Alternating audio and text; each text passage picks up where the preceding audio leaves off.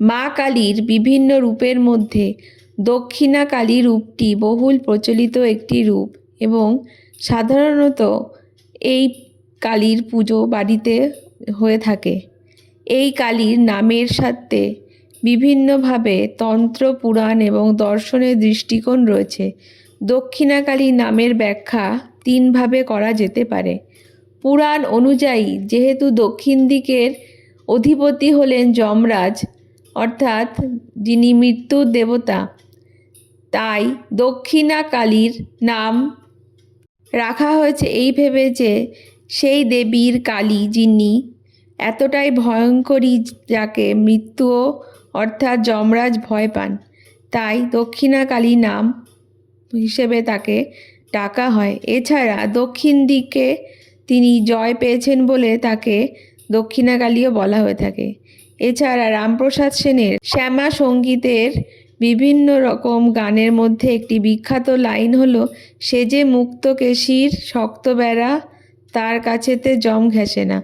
এই গানটির লাইনটা থেকেও বোঝা যায় যে মা কালী মৃত্যুর অধিষ্ঠাত্রী, তাই দক্ষিণা কালীকে যমরাজও ভয় পান।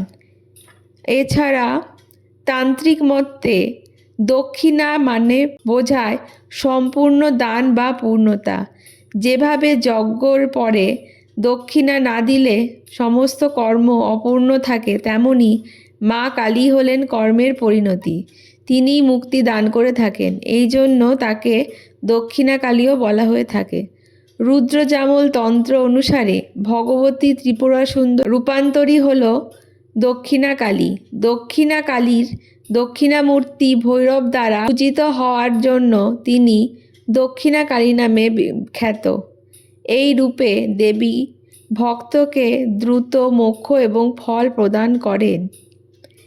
এছাড়া তৃতীয় একটি মতবাদ, শৈব দর্শন অনুসারে মহাদেবকে বলা হয় দক্ষিণা পুরুষ এবং তার শক্তি হলেন মা কালী নিজে, আর তার শক্তি কালী হলেন বামা। যখন বামা শক্তি দক্ষিণ পুরুষকে জয় করেন, অর্থাৎ শক্তি চেতনাকে ধারণ করে, তখনই একটি মহামুক্তি ঘটে। তাই দেবী দক্ষিণা কালী নামে পরিচিত। এই কালী মূর্তির বিশেষ কিছু বৈশিষ্ট্য আছে। মা দক্ষিণা কালী করাল বদনা, মুক্তকেশী, ঘোড়া, চতুর্ভুজা ও মুন্ডমালা বিভূষিতা। তার বাম করযুগলে সদ্যছিন্ন নরমুণ্ড ও খড়গ থাকে। দক্ষিণ করযুগলে অভয় এবং বর মুদ্রা থাকে। তার গাত্রবর্ণ গভীর নীল, নীল সমুদ্রের ন্যায় এবং আকাশের ন্যায়। তিনি দিগম্বরী। তার গলায় মুন্ডমালার হার থাকে। কানে 2 সবরূপী অর্ণাবতংশ, কটিদেশে নরহস্তের কটিবাস। তার দন্ত উজ্জ্বল শ্বেতবর্ণ। তার স্তনযুগল উন্নত। তিনি ত্রিনয়নী এবং শিবের বুকে দণ্ডায়মান অবস্থায় তিনি রয়েছেন। তিনি হাস্যযুক্তা, মুহুর্মুহু রক্তপানকারিণী এবং মহাবিভা। তার দীর্ঘ এবং কালো চুল সভ্যতা থেকে প্রকৃতির স্বাধীনতার প্রতিনিধিত্ব করে।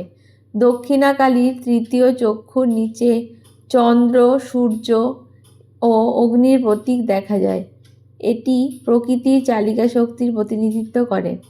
তার জিহ্বা আসক্তির ও লোলুপতার প্রতীক এবং তার সাদা দাঁত সততার প্রতীক। তার জিভ দাঁত দ্বারা দমিত। উপাসক মণ্ডলী অনুসারে তিনি দিব্য মাতৃকা শক্তি বা সর্বোচ্চ ও পরম ঈশ্বর এবং চূড়ান্ত সত্য। তার গলায় মুন্ডমালার হার, প্রজ্ঞার মাল্য। 108 বা 51টি মানুষের মাথা থাকে এই মুন্ডমালাতে। মায়ের কোমরের উপর ছিন্ন হাতের একটি ঘের পরানো থাকে, মানে তিনি মানুষের কর্ম থেকে স্বাধীন ও উচ্চতর। উদাহরণস্বরূপ বলা যেতে পারে দক্ষিণেশ্বরের মা ভবতারিণী হলেন দক্ষিণা কালীর উদাহরণ। তার 4টি হাত থাকবে। তার 4টি হাতের এক হাতে খড়গ অর্থাৎ শক্তি, আরেকটি হাতে সদ্য ছিন্ন মুন্ড অর্থাৎ অহংকারের প্রতীক, তৃতীয় হাতে বর মুদ্রা অর্থাৎ অনুগ্রহ এবং চতুর্থ হস্তে অভয় মুদ্রা অর্থাৎ রক্ষা দান করেন তিনি।